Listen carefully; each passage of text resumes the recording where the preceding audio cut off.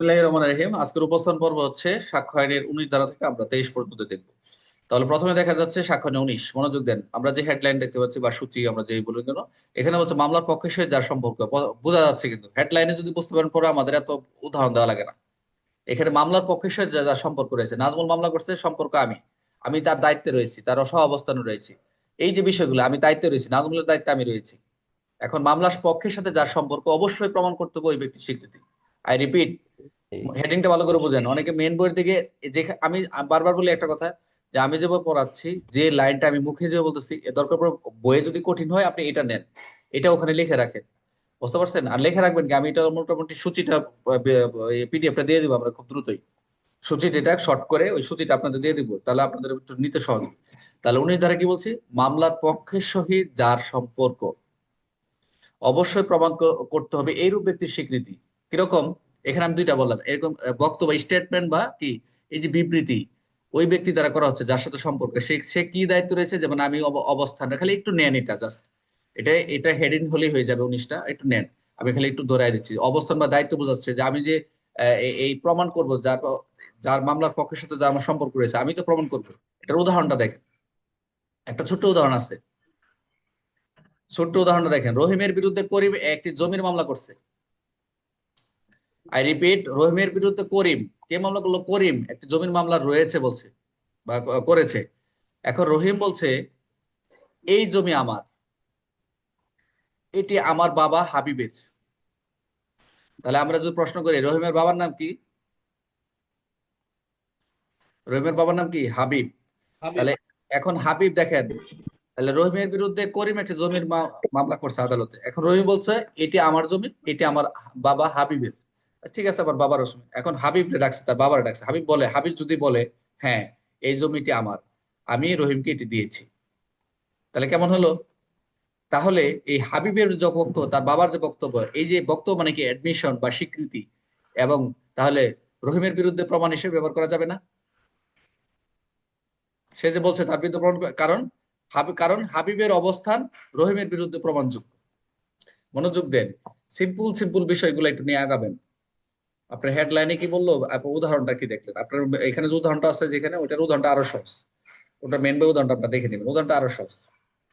তাহলে আমি কি বললাম, এই যে একজনের দায়িত্ব আমি বলেই নিছি প্রথম, যে তার যার অবস্থান বা দায়িত্ব প্রমাণ করা প্রয়োজন কোনো পার্টির বিপক্ষে। যে এখন রহিমের বিরুদ্ধে মামলা করতেই পারে, কি করছে? করিম করছে। এখন রহিম বলতেছে এই জমি তো আমার নয়, এটা আমার বাবার, হাবিবের, আমার বাবার। তা এখন হাবিব রেজু ডেকে বলে হ্যাঁ এই জমিটা আমার, আমি এইটা আমার ছেলেকে আমি ব্যবহার দিয়েছি। তাহলে কি বক্তব্য কি হবে? রহিমের বিরুদ্ধে প্রমাণ হিসেবে, রহিম যে বক্তব্যটা দিল এটা প্রমাণ হিসেবে ব্যবহার করা যাবে রহিমের বিরুদ্ধে।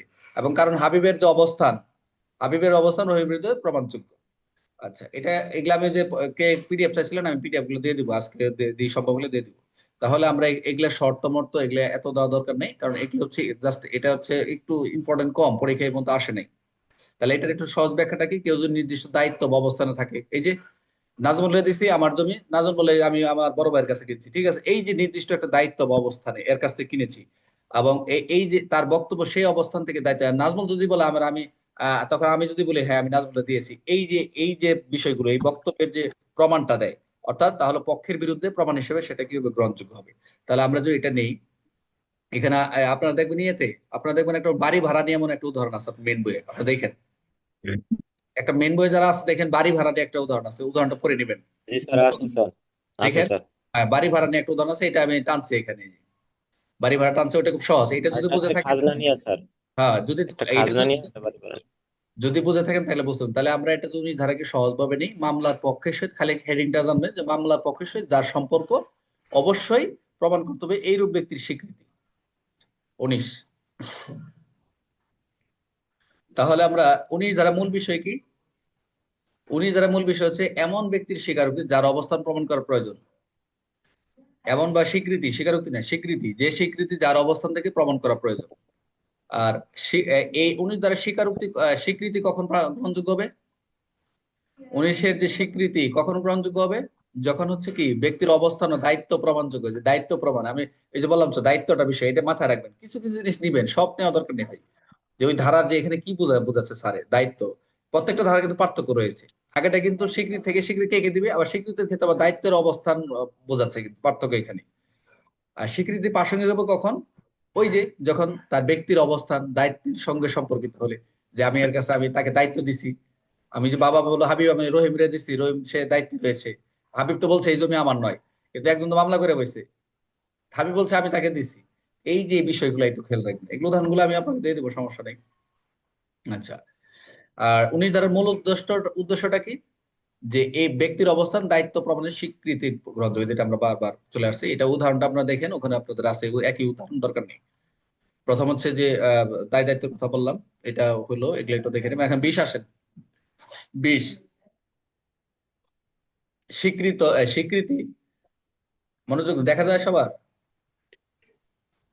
দেখেন স্বীকৃতি, আপনাদের মেন বই আছে সামনে, আছে জি স্যার। স্যার। দেখেন ওখানে কি বলা আছে, মামলার পক্ষ দেখেন তো 20 নাম্বার, যে মামলার পক্ষ হইতে উল্লেখিত ব্যক্তির স্বীকৃতি আছে না? জি স্যার। আছে স্যার। দেখেন আপনাদের আছে মামলার কোন পক্ষ স্পষ্টভাবে উল্লেখ বা নির্ভর করেছে সেই সব ব্যক্তির স্বীকৃতি। এটা তো আমি এখানে কারেকশন করছিলাম, উদাহরণটা কই, একটু দাঁড়ান আনতেছি, একটু মনোযোগ। মামলার পক্ষ কর্তৃক হুম, ব্যক্তিরূপে উল্লিখিত ব্যক্তির স্বীকৃতি। একদম মামলার পক্ষ কর্তৃক ব্যক্তিরূপে উল্লিখিত ব্যক্তির স্বীকৃতি। দাঁড়ান, একটু আসেন, আমরা এখন যাচ্ছি হচ্ছে এটার 20 ধারায় যাচ্ছি, একটু আসতেছি, একটু 30 সেকেন্ড, আমি দেখি এখানে কোনো আরো কোনো কোশ্চেন করা আছে কিনা। 20 একটু সহজভাবে, হ্যাঁ, এখানে দেখেন, পক্ষ এই যে এখানে দেখেন একটা উদাহরণ গল্প, এই 20 ধারা আগে গল্পটা দেখেন, মনোযোগ দেন সবাই, একটু দেখেন, ট্রাই টু আন্ডারস্ট্যান্ড হিয়ার। এ ঘোড়া বি কে বিক্রি করে, বি এর কাছে বিক্রি করছে। দেখবেন আপনাদের মনে হয় ঘোড়ার উদাহরণ আছে, মনে হয় মেন বই আছে। এই জন্য চেষ্টা করি মেন বইটাকে আলোচনা করার জন্য বেশি, তাহলে আপনাদের যাতে অন্য উদাহরণ না দিলে যাতে খুঁজে না পান। তাহলে যেমন এ ঘোড়া বি কে বিক্রি করে, বি এর কে বিক্রি করে। এখন বি জানতে চাইছে যখন মুসলিম ভাইয়ের ঘোড়া বি যে রফিকের কাছে বিক্রি করে মনে করেন, এখন এই এই রফিক ভাই জানতে চাইছে ঘোড়াটি সুস্থ কিনা, এখন ঘোড়া সুস্থ কিনা এই রফিক ভাই জানতে চাইছে। এখন এ বলতেছে, মালিক বলতেছে, তাহলে আপনি ওই যে সি কে জিজ্ঞাসা করেন, মানে এখানে আরেকজন ওই পাশে তার কর্মচারী আছে একজন, তারা জিজ্ঞাসা, সে সব জানে, সে সব জানে, বুঝতে পারছেন? এখন সি বলে হ্যাঁ ঘোড়াটি সুস্থ, তাহলে কি হলো, মানে তাহলে কি হলো, মামলার পক্ষ যিনি ব্যক্তিরূপে যে নির্দিষ্ট উল্লেখিত ব্যক্তির যে স্বীকৃতিটা, অর্থাৎ আমি আমি ঘোড়া বিক্রি করবো হচ্ছে রফিকের নিকট।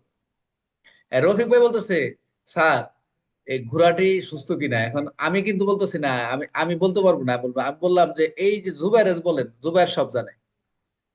তাহলে জুবাইরের সাক্ষ্যটা কি হবে, যে সে বলে, সে যদি বলে হ্যাঁ সুস্থ, তাহলে কি হলো, এটা নেওয়া যায় নাকি? এখন সে এই যে বিষয়টা ব্যক্তিরূপে, আমি মালিক না বলে তাকে দিয়ে বলাইলাম হ্যাঁ সে সব জানে। এখন মালিক একটা কোম্পানির যিনি থাকবেন, কি বলে এটাকে, গরুর ফার্ম, বা যে এখানে তো মালিক তো সবসময় আসতে পারে, এখন মালিক তো কারো দায়িত্ব দিয়ে রাখছে। এখন তো বলেন যে ভাই আপনার এখানে তো 5টা গরু নিবো, 5টা গরু দেন। তো এখন বললো হ্যাঁ নেন। তাই বললো যে গরু কি সুস্থ আছে কিনা, আমি কইছি তা আপনি ওই যে ওখানে যে আমি সহকারী একজন দেওয়া আছে, যাদেরকে দায়িত্ব দিয়েছে তাদেরকে জিজ্ঞেস করে, তাদের জিজ্ঞেস করে, সে বললো হ্যাঁ সুস্থ। বিষয়টা কি বুঝতে পারছেন এখন?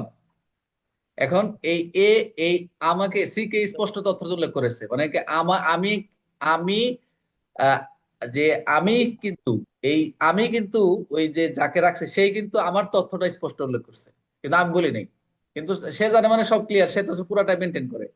মানে আপনার মেন বই উদাহরণটা ক্লিয়ার কিনা বলেন আগে, তাহলে আমরা এখন হেডলাইনে যাব। কি বুঝতেছেন না? মানে এই উদাহরণটা ক্লিয়ার কিনা সবাই কেউ বলেন, এই যে ঘোড়ার উদাহরণটা দিলাম, এক কথা বলে না, কারণ কি? জি স্যার, সঠিক স্যার। উদাহরণটা হ্যাঁ, স্যার মাথার উপর দিয়ে গেল স্যার। স্যার আরেকবার স্যার একটু বলে দিন স্যার। স্যার। স্যার আচ্ছা আচ্ছা ঠিক আছে, আমি এটা